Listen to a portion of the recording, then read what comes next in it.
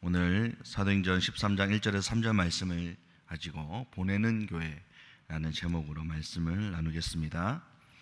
저는 울산교회에서 사역하는 것이 늘 감사하지만 올해 참 이 교회에서 사역한다는 것이 특별히 자랑스러워지는 두 번의 계기가 있었습니다. 한 번은 이제 전반기 때 동성교회에서 성안에 있습니다. 동성교회에서 진행했던 그 광역새 생명 훈련을 하면서였습니다. 저를 비롯해서 우리 간사님들이 정말 동성교회가 부흥하기를 원하는 마음, 성안 지역이 이 동성교회를 통해서 부흥하기를 원하는 마음, 그래서 이 섬김으로 울산의 복음화가 이루어지기를 바라는 마음으로 사역을 했거든요. 그렇게 할 수 있다는 것이 참 감사했습니다. 전도를 나가면 여러분들도 다 새생명 훈련 받아보셨으니까 잘 아시겠지만 구호를 외치잖아요, 여러분. 그래서 이제 구호를 울산 복음화 하나, 세계 복음화 이렇게 외치고 마지막 구호가 뭐냐면 광역 새생명 화이팅, 동성교회 화이팅 이렇게 이제 제가 마무리 지었거든요. 그런데 꼭 그 동성교회 성도님들이 제가 동성교회 화이팅이라면 울산교회 화이팅 이렇게 하시는 거예요. 그 마음속에 뭐가 느껴졌냐면 우리 교회에 대한 특별한 고마움, 또 이렇게 자기 교회 일이 아닌데도 사실은 우리 교회 성도 한 분 계셨습니다. 광역새 생명에. 근데 그 간사님 10분이 가가지고 섬겼는데 이거는 사실 비용 대비 효과를 따지면 하면 안 되는 사역이죠. 근데 우리 울산교회는 그걸 따지는 교회가 아닌 거예요.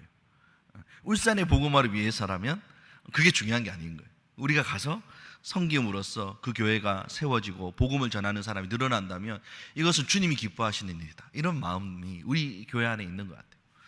그래서 참 그 섬길 때 감사했습니다.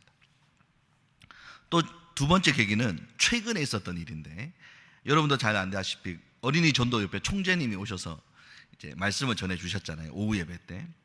그때 한국 어린이 전도 옆에 울산 지부 나와서 특송하겠습니다. 제가 사회를 봤기 때문에 이제 누가 이제 울산 지부가 나오시겠지 이랬는데 제가 아는 분들이 막 여럿 나오시는 거예요. 울산교회 성도님들이 세상에 거기에서도 가셔서 이 어린이 전도를 위해서 이렇게 헌신하시고 봉사하는 모습을 보고 참 감동받았습니다. 제가 10대들 둥지 사역을 여러분 잘 알다시피 하고 있는데 이제 어느 권사님이 저한테 그러는 거예요. 목사님, 어린이가 있어야 10대가 있는 거 아닙니까? 그러는 거예요. 저보고 어쩌라는 건지는 잘 모르겠지만 그 말을 듣는데 생각해보니까 너무 맞는 말이잖아요. 이 10대들의 걔네들이 이제 좀 있으면 다 청소년이 될 거니까 저의 잠정적 고객들 아닙니까, 여러분? 그래서 그 말 듣고부터는 부담이 돼가지고 어린이 전도협회를 위해서 기도하게 되더라고요. 이거 정말 중요한 일이다. 이 중요한 일을 위해서 울산교회 성도님들이 또 이렇게 헌신하고 봉사하는 모습을 보니까 또 자랑스럽더라고요. 정말 우리 울산교회는 울산교회 소중한 이런 자원들이 울산의 복음화와 이런 선교 사역을 위해서 내어놓고 보내는 일에 주저하지 않는구나. 참 감사했습니다. 울산의 복음화, 선교를 위해서 이렇게 귀하게 헌신하는 이 우리 교회를 보면서 저는 이런 고민들을 하게 돼요. 하나님께서는 이 지역의 복음화를 위해서, 선교를 위해서 쓰시는 교회는 어떤 교회일까 생각하게 되는 것입니다. 울산교회를 보면서도 많이 배우게 되겠지만 우리는 무엇보다 성경 말씀 안에서 그런 교회의 모델을 찾아야 된다고 생각을 합니다. 우리가 읽은 본문은 사도행전 13장 말씀인데요, 이 13장은 사도행전에서 굉장히 중요한 위치를 차지하고 있습니다. 사도행전 1장 8절 말씀을 한번 같이 읽어보겠습니다. 시작. 오직 성령이 너희에게 임하시면 너희가 권능을 받고 예루살렘과 온 유대와 사마리아와 땅끝까지 이르러 내 증인이 되리라 하시니라. 아멘. 여러분, 이 말씀은 사도행전에서 굉장히 중요한 말씀 아닙니까? 특별히 중요한 이유는 사도행전이 정확히 이 말씀의 과정대로 이루어지고 있어요. 복음이 예루살렘에서 시작돼서 유대와 사마리아 지역을 건너서 이방 땅으로 전해지는 과정이 이 사도행전에 기록되어 있습니다. 근데 13장은 이제 이 복음이 이방 땅으로 본격적으로 전해지는 중요한 계기가 되는 말씀이고요, 또 그 계기 앞에서 이 이방 땅으로 복음을 전하는 중심 사역을 예루살렘 교회가 아닌 안디옥 교회로 그 중심이 옮겨지는 과정을 보여주고 있습니다. 이쯤에서 우리는 물어보지 않을 수 없어요. 왜 안디옥 교회인가? 왜 하필 하나님께서는 이 중요한 계기와 중요한 시기 앞에서 안디옥 교회를 들어서 쓰고 계시는가? 이것을 묻지 않을 수가 없는 것입니다. 첫 번째로 이제 좀 표면적인 이유가 있어요. 중요한 내용은 나중에 얘기할 건데 지금 표면적인 이유는 뭐냐? 이 안디옥이 로마 제국의 3대 도시입니다. 로마와 알렉산드리아, 안디옥 이 세 개의 도시가 이 로마 제국, 이 큰 제국의 3대 도시였어요. 그러니까 당연히 경제력도 예루살렘과는 비교할 수 없을 것이고 사람의 숫자도 훨씬 더 많았겠죠. 그러니까 교회의 규모도 비교할 수가 없었을 것입니다. 그러니까 예루살렘 교회가 어려울 때 조금 더 여유가 있었던 이 안디옥 교회가 예루살렘 교회를 도울 수가 있었던 것이죠. 그런 어떤 경제적인 또 규모적인 이유가 있었습니다. 또 두 번째 이유는 예루살렘 교회가 가진 이 태생적 한계 때문입니다. 여러분, 복음이 이 안디옥에서부터 이렇게 선교로 나가기 전에 이미 이방인들에게 전파된 사례가 많이 있습니다. 그죠? 11장 앞에, 사도행전 11장 앞에 베드로가 고넬료의 집에 가서 복음을 전하고 고넬료 집안이 구원되는 그런 사건이 있었습니다. 그 사건이 일어나고 나서 이 사도행전 11장은 이제 그 사건을 들은 예루살렘 교회 성도들이 베드로와 이야기를 나누는 내용이 기록되어 있거든요. 한번 읽어보도록 하겠습니다. 사도행전 11장 1절에서 3절 말씀 우리 같이 한번 읽겠습니다. 시작. 유대에 있는 사도들과 형제들이 이방인들도 하나님의 말씀을 받았다함을 들었더니 베드로가 예루살렘에 올라갔을 때에 할례자들이 비난하여 이르되 내가 무할례자의 집에 들어가 함께 먹었다 하니. 아멘. 여러분 말씀 좀 띄워주십시오. 잠깐만요. 여러분, 이방인들이 복음을 듣고 예수를 믿었다는 소식이 예루살렘 교회에 들려온 거예요. 자, 그런 소식이 들려오면 어떻게 반응하는 게 맞을 것 같습니까? 우리 생각에 이런 반응은 아니었을 것 같아요. 그죠? 와, 환호해야죠. 야, 그런 기쁜 일이, 야, 그렇게 좋은 일이 있었어. 정말 베드로 사도님 너무 수고하셨습니다. 이런 반응이 나오는 게 우리가 생각하는 반응일 거잖아요. 그런데 예루살렘 교회는 어떤 반응을 했다는 겁니까? 비난했다는 거예요. 비난의 이유가 뭐죠? 무할례자들과 함께 먹었다. 율법을 어겼다. 이거잖아요. 여러분, 하나님께서 가장 기뻐하는 일은 예수 안 믿는 사람이 예수 믿게 되는, 영혼이 구원되는 일인데 그 일에 예루살렘 교회가 관심을 갖는 게 아니라 어디에 관심을 두고 있다는 겁니까? 사도가 지금 율법을 어겼나 안 어겼나, 거기에 관심이 있는 거예요. 지금 하나님의 관심과 교회의 관심이 일치하고 있는 것 같습니까? 일치 안 하고 있는 것 같습니까? 일치 안 하고 있는 거예요. 예루살렘 교회는 이 태생적으로 이 배타적인 태도, 이방인에 대한 이런 것들을 가지고 있는 것이죠. 그러니까 이방인 선교회는 어쩔 수 없는 이 태생적 한계를 가지고 있는 것입니다. 그래서 이제 이 선교의 중심이 옮겨가는 것이죠. 그런데 더 중요한 이유가 있습니다. 더 중요한 이유는 바로 안디옥 교회는 보내는 교회였기 때문에 이방 선교의 중심 교회로 쓰임 받을 수 있었습니다. 보내는 교회란 어떤 선교학에 있는 그런 용어가 아닙니다. 그냥 제가 오늘 본문을 보면서 이 보내는 교회네, 안디옥 교회는, 이렇게 한번 제목을 붙여본 거예요. 보내는 교회는 어떤 교회인가? 복음 전도와 선교를 위해서 기꺼이 교회의 소중한 자원과 일꾼을 내어주는 교회가 보내는 교회구나 라는 생각이 들었습니다. 더 큰 선교 사역을 위해서 자기의 것들을 내어주고 희생하는 것을 기꺼이 감수하는 교회가 바로 이 보내는 교회입니다. 그래서 안디옥 교회는 예루살렘 교회가 어려울 때 주저하지 않고 교회의 헌금을 보내어 주었습니다. 그리고 오늘 본문에서도 우리가 보듯이 교회의 아주 중요한 일꾼인 바나바와 사울을 선교사로 주저하지 않고 보내고 있는 것이죠. 어떻게 이 안디옥 교회는 이런 보내는 교회가 될 수가 있었는가? 두 가지를 우리가 볼 수 있는데요. 첫 번째는 구원의 감격이 있는 교회였기 때문입니다. 우리 1절 말씀을 함께 읽어보도록 하겠습니다. 시작. 안디옥 교회에 선지자들과 교사들이 있으니 곧 바나바와 니게르라 하는 시므온과 구레네 사람 루기오와 분봉왕 헤롯의 젖동생 마나인과 및 사울이라. 아멘. 안디옥 교회 이제 지도자들이 나오는데요. 바나바는 우리가 다 알고 있고, 이어서 나오는 사람이 니게르라 하는 시므온입니다. 이 사람은 예수님의 십자가를 대신 지었던 구레네 시몬과 동일인으로 보는 견해가 많이 있습니다. 또 구레네 사람 또 나와요. 구레네 사람 루기오. 구레네는 어디냐면 북아프리카 리비아의 수도 트로폴리 지역을 의미합니다.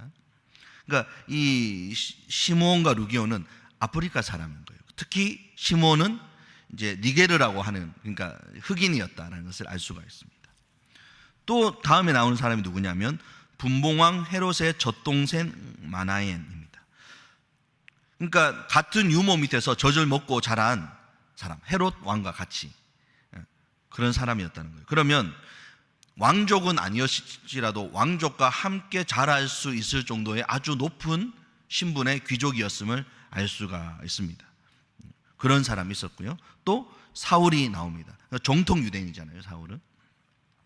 이렇게 출신 선분과 인종적인 배경이 다 다른 다양한 사람들이 안디옥 교회의 지도 그룹을 형성하고 있었습니다.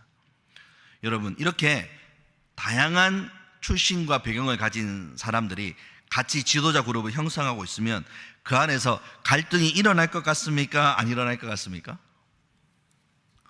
우리가 살아봐서 알잖아요. 갈등이 일어날 것 같지 않습니까? 그런데 그러지 않았다는 것을 이제 보여주죠. 지금 안디옥 교회는 그런 아주 잘 일치되어서 선교를 감당하고 있는 모습을 보여주는데, 그 이유는 1차적으로는 바나바의 지도력이 컸을 거예요. 바나바가 아주 착한 사람이라고 되어 있잖아요, 성경에. 성품적으로 포용력이 있는 거예요. 웬만하면 품는 거죠. 그러니까 사울도 품잖아요. 아무도 사울을 품으려고 안 합니다. 사울은 굉장히 불편한 사람이죠. 과거에 예수 믿는 사람 핍박했다. 그런데 바나바가 사울을 데리고 오고 적극적으로 사람들 앞에서 사울을 두둔하고 품어주는 모습을 보여주잖아요. 그런 지도력도 있겠지만 중요한 것은 이 유대인이 아닌 이 여러 지방과 출신의 지도자들은 내가 유대인이 아닌 이방인으로서 예수님을 믿고 구원을 받았다는 이 구원의 감격이 다른 사람들에 비해서 특별했던 사람들이었던 거죠. 그래서 그 안에서는 분명히 사소한 문제나 갈등의 소지가 없을 수는 없었을 거예요. 분명히 있었지만 그들에게는 그것이 그렇게 중요한 문제가 아니었던 것이죠. 왜냐하면 나에게 지금 있는 구원의 감격이 훨씬 크니까요. 내가 그냥 여기에 이 교회 안에 함께 있는 것만으로도 너무 감사하고 이들과 함께 신앙생활 하는 것 자체가 너무 소중한 것이죠. 그래서 바라만 봐도 행복하고 좋은 거예요. 그러니까 사소한 것들은 별로 중요하지 않게 되는 것입니다.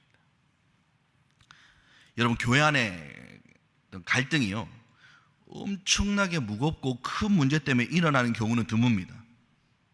바나바와 바울도 다툰 적이 있죠. 어떤 문제였습니까? 마가를 데리고 갈 거냐 안 갈 거냐, 선교회. 이건 굉장히 중요한 문제입니다. 이 누구를 데리고 가느냐가 선교의 성패를 좌우할 수 있거든요. 더구나 마가는 한번 힘들다고 이탈했던 사람이에요. 그 사람이 이제 돌아왔는데 바울 입장에서는 어떻게 이런 사람을 데려가느냐, 그렇게 생각할 수 있는 겁니다. 근데 바나바는 아니다, 후회하고 돌아왔으니까 기회를 줘야 된다, 이렇게 생각하는 거예요. 두 사람 다 생각이 틀린 건 아닙니다. 하지만 그런 문제로 다툴 수 있는 것이죠. 논쟁할 수 있는 겁니다. 근데 교회 안에 있는 갈등은 주로 뭡니까? 이런 게 아닙니다. 주로 말 때문에 일어나요. 말 때문에. 자가 나한테 저렇게 말했지? 저 무슨 의도가 있는 거 아이가? 그럼 그 옆에서 중재를 해줘야 되는데 편들어줍니다. 그래, 분명히 그 무슨 의도가 있다. 그러니까 이 갈등이 막 더 증폭되고 더 생기는 거예요. 여러분, 구원의 감격이 있는 사람들은 그런 것들은 중요하지 않는 거예요. 그저 감사하고 그저 다 사랑스러운 겁니다. 그런 구원의 감격이 가득한 교회였기 때문에 선교의 역사상 가장 중요한 순간에 핵심적인 교회로 쓰임받는, 보내는 교회가 될 수 있었던 것이죠. 근데 이 구원의 감격은 어디에서 오는 걸까? 1차적으로는 당연히 자격 없는 내가 구원받았다, 여기에서 오는 것이죠. 그런데 또 하나가 있는데요, 그들이 드리는 예배 속에서 이 감격이 왔습니다. 2절을 보겠습니다. 2절 함께 읽어보겠습니다. 시작. 주를 섬겨 금식할 때에 성령이 이르시되 내가 불러 시키는 일을 위하여 바나바와 사울을 따로 세우라 하시니. 아멘. 주를 섬겨 금식할 때 성령의 음성이 임하고 있거든요. 근데 여기 섬기다라는 이 단어는 영어 성경에는 worship입니다. 뭡니까? 예배라는 거예요. 예배. 하나님께 예배 드리고 있을 때 성령이 말씀이 임했던 거예요. 그러니까 예배가 여러분 살아 있었던 교회가 안디옥 교회. 그러니까 이 안디옥 교회의 지도자들과 안디옥 교회 성도들은 다양한 민족과 다양한 인종들이 있었지만 뭐가 있는 겁니까? 늘 예배를 통해서 하나님이 주시는 구원의 감격이 회복되고 풍성해지는 것이죠. 그러니까 사소한 것들이 중요하지 않게 되는 겁니다.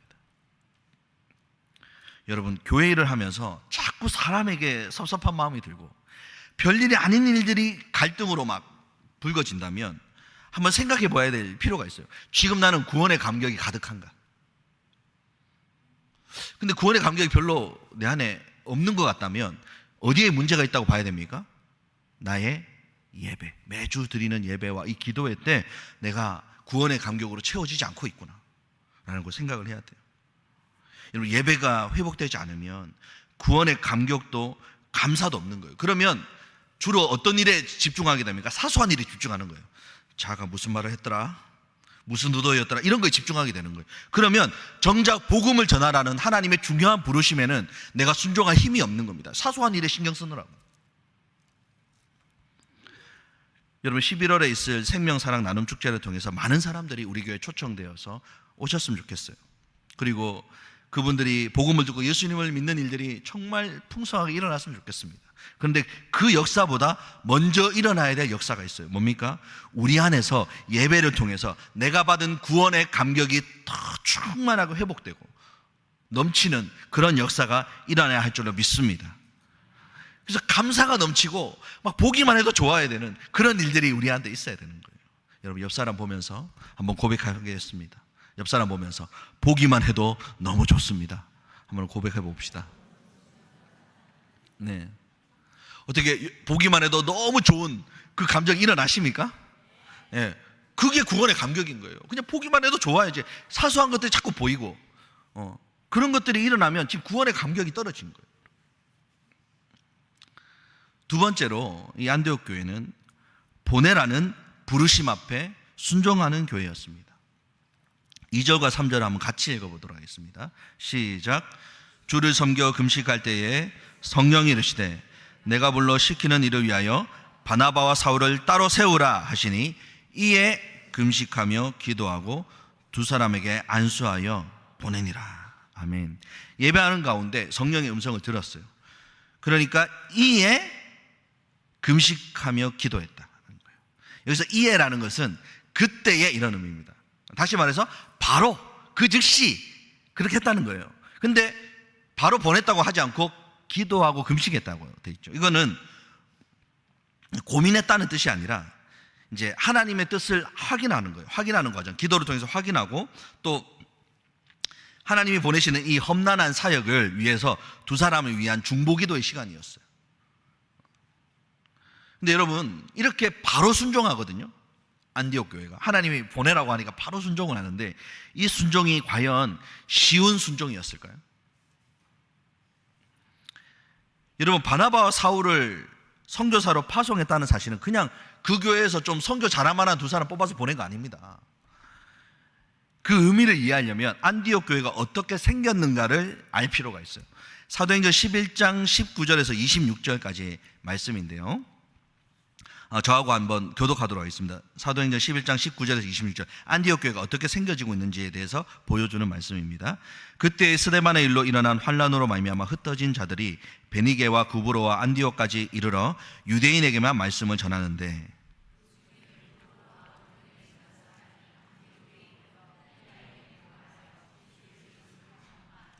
주의 손이 그들과 함께 하심에 수많은 사람들이 믿고 주께 돌아오더라.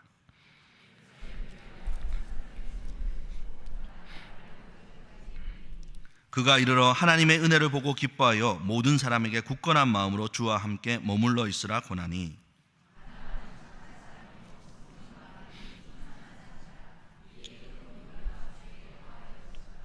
바나바가 사울을 찾으러 다소에 가서 만남에 안디옥에 데리고 와서 둘이 교회에 1년간 모여 있어 큰 무리를 가르쳤고 제자들이 안디옥에서 비로소 그리스도인이라 일컬음을 받게 되었더라. 아멘.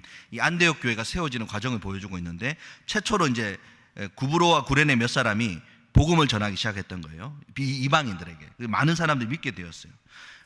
그러다 보니까 이들을 훈련하고 이제 교회를 세울 탁월한 목회자가 필요하게 되었습니다. 예루살렘 교회는 누구를 파송합니까? 바나바를 파송합니다. 그래서 이 사람들을 모아서 복음을 전하면서 더 많은 사람들이 부흥하게 됩니다. 훨씬 더 많은 사람들이. 그래서 이제 혼자서는 이 사람들을 다 훈련하고 가르칠 수 없게 된 거예요. 너무 사람들이 늘어나니까 이제 부교육자가 필요하잖아요. 그렇죠? 그래서 누구를 데려옵니까? 다소에 가서 사울을 데려옵니다. 그래서 사울과 함께 1년 동안 계속해서 거기 있는 성도들을 훈련시켜서 안디옥 교회 지도자들이 세워진 거예요. 그래서 안디옥 교회는 바나바와 사울이 이 교회를 일으켰고 지금의 리더들을 세운 사람들이에요. 그러니까 바나바와 사울을 보낸다는 것은 그냥 두 사람 보낸 거 아니라 정말 그 교회의 가장 중요한 일꾼을 보낸 겁니다. 하나님의 일을 위해서, 선교를 위해서. 안디옥 교회는 이 순종을 통해서 하나님이 기뻐하시는 선교를 위해 보내는 교회가 된 것입니다.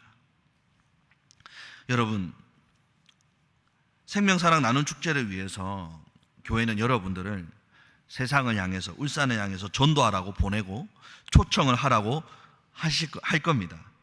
여러분, 우리가 전도하러 나가는 것이 쉬운 일일까요? 그렇지 않습니다. 여러분이 나가서 전도하면 예, 가겠습니다, 이런 사람들이 많습니까? 아니죠. 싫다고 거절하는 사람들이 훨씬 많을 겁니다. 이것은 힘든 일인 거예요. 근데 여러분, 하나님이 선교를 위해 쓰시는 교회, 즉 보내는 교회는 성도들을 그런 힘든 데로 보내서 선교하게 하고 전도하게 하는 교회인 거예요. 힘드니까 가지 마라 이런 교회가 아니라 그런 데로 가서 복음을 전하라 라고 성도들을 보내는 교회가 하나님이 쓰시는 교회입니다. 아멘입니까? 여러분, 바울과 바나바가 이렇게 나가서 가는 곳마다 환영받았을까요? 아닙니다. 돌로 맞아 죽을 뻔한 적이 더 많아요. 사도행전 14장을 보면 루스드라에서 바울과 바나바가 복음을 전하다가 좀 황당한 일을 겪죠. 나면서부터 걷지 못한 사람을 낫게 했는데 그걸로 인해서 바울과 바나바를 신으로 모십니다. 그런 황당한 일을 겪게 되는데요, 신으로 모시려고 하는 그런 일을 겪는데, 이 루스드라가 어떤 곳이냐, 여기는 로마의 도로에서 좀 많이 떨어진 곳이에요. 바울은 이 로마 도로를 통해서 다녔는데 이 도로에서 떨어진 곳이고, 항상 바울은 전도를 할 때 제일 먼저 어디를 들어갑니까? 유대인들이 모이는 회당을 가장 먼저 들어갔어요. 거기서부터 출발을 하거든요. 그런데 여기에는 회당이 없었습니다. 그럼 우리가 알 수 있는 것이 뭡니까? 여기는 바울과 바나바가 원해서 간 곳이 아니라는 걸 알 수 있는 것이죠. 어쩌다가 간 겁니까? 그 앞에 사건에서 돌로 쳐 죽이려고 하니까 도망간 거예요. 도망가다 보니까 어쩌다 보니 거기까지 흘러간 것이죠. 갔지만 거기서도 복음을 전해야 되는데 그곳은 익숙한 장소도 아니고 익숙한 방식으로 복음을 전할 수도 없는 곳입니다. 내가 원하는 장소, 원하는 방식의 전도가 아니었던 거예요.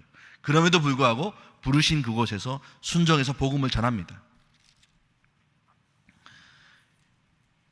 여러분, 아는 사람에게 교회를 오라고 말하는 것이 어쩌면 모르는 사람에게 전하는 것보다 더 어려울 수 있어요. 근데 여러분, 내가 원하지 않는 장소와 원하지 않는 상황이라 할지라도 여러분, 구원받는 사람이 있어야 되지 않습니까? 거기도 내게 구원의 감격이 있다면 그도 예수를 믿고 구원을 받아야 되지 않겠습니까?